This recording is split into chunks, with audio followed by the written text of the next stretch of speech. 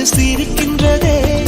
எங்கே எங்கே என்று தினந்தோறும் நான் எதிர்பார்த்த நாள் இன்று நடக்கின்றதே.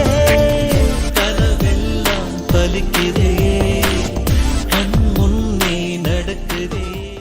Namaskaram. My name is Kirtikaran.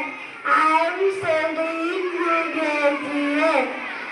Today is very happy day for me and my friends.